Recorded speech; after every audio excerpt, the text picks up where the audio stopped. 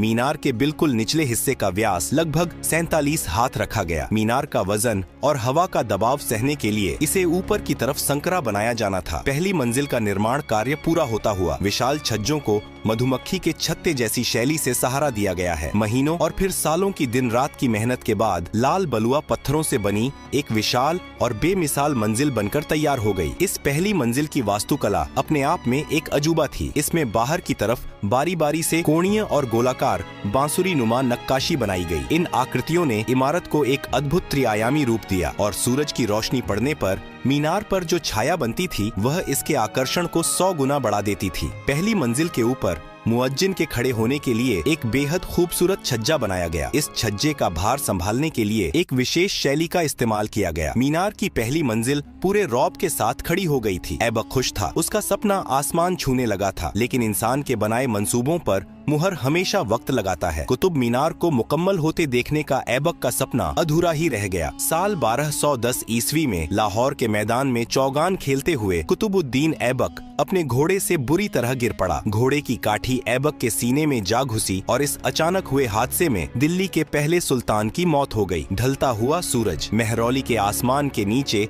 अधूरी खड़ी कुतुब मीनार की पहली मंजिल एक वीरान और खामोश अवस्था में खड़ी है। हवा के झोंके झरोखों से होकर गुजर रहे हैं। ऐबक की अचानक मौत के साथ ही कुतुब मीनार के निर्माण का काम भी एक झटके में ठप पड़ गया। जो जगह कल तक हजारों मजदूरों की आवाजों और छेनी हथौड़ी की खनक से गूंज रही थी, वहां अब एक मनहूस सन्नाटा पसरा था। मेहरौली के वीरान आसमान के नीचे लाल पत्थरों की वह एक मंजिल कई सालों तक यूं ही अधूरी खड़ी रही। हवाएं आती और पत्थरों से टकराकर वापस लौट जाती। दिल्ली सल्तनत में सत्ता हथियाने के लिए